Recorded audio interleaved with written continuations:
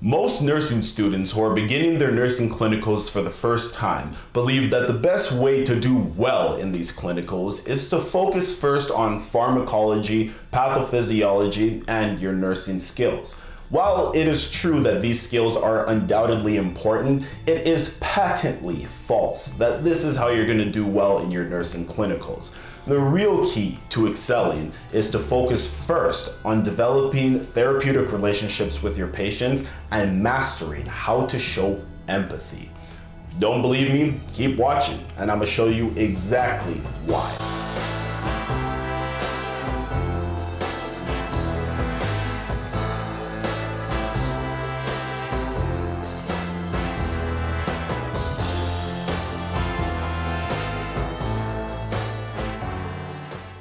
Hey, what's good everyone? Thank you so much for joining me for today's video.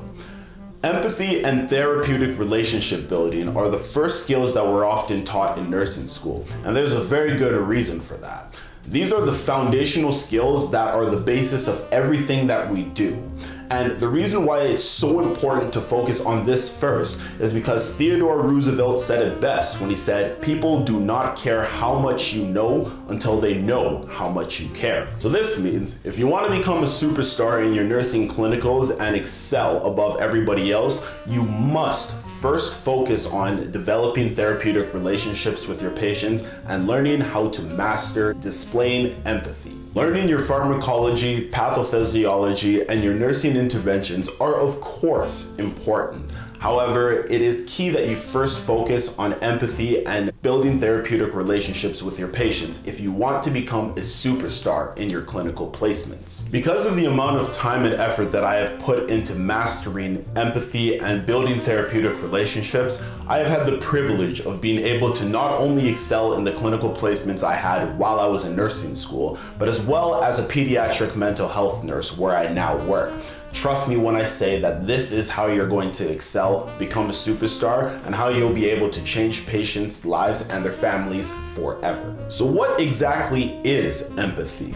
Well, Bellet and Maloney in their 1991 paper defined it as the ability to understand what somebody else is experiencing from within their frame of reference. Empathy is not expressing that you feel sorry for somebody or that you pity them. This is sympathy, and trust me, you never want to confuse the two. Otherwise, this could be you. Life has just been so hard since my pet rock Jimmy passed away. I just miss him so much. Oh, your pet rock Jimmy passed away. I'm so sorry to hear that. May he rest in peace. You don't care at all, do you? That's what can happen when we provide our patients with sympathy. Empathy, on the other hand, looks like this. Losing someone special to you, like a close pet, must be incredibly difficult to deal with. I cannot imagine the amount of pain you must be experiencing right now. You've done incredibly well to be able to endure it. I commend you for your strength. Yes, it really has been incredibly difficult. Thank you so much for listening.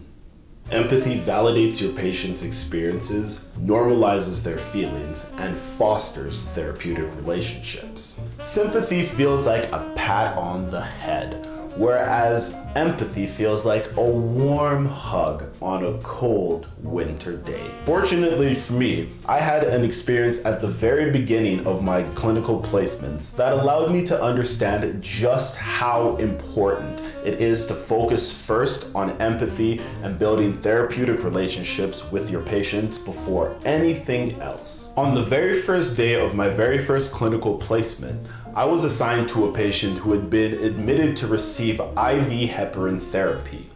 This patient was very upset about having to be in the hospital, understandably so, and we didn't have a whole lot to talk about. I tried to engage him in conversation around his illness about what had brought him in, but he wasn't very interested in chatting with me. And after about 2 hours, we had only got through very basic small talk, and we didn't have much else to say to each other after that, unfortunately. My instructor came to check on me about 2 hours into the shift, and it was incredible what she was able to do within 5 minutes. She was able to get his entire life story, get him to open up about his experience, and let us know what it was like to be him. And I just kind of stood there in awe.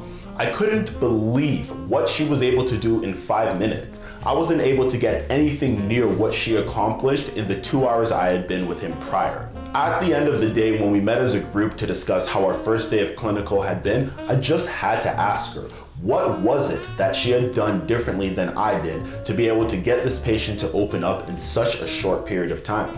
She answered very simply. She showed empathy. She built a therapeutic relationship by asking him the right questions, by asking open-ended questions, and it was literally that simple. When I got home, I took some time to reflect on how I had failed to develop a therapeutic relationship with my patient and how I witnessed my instructor being able to do what I was not able to do in 2 hours in 5 minutes.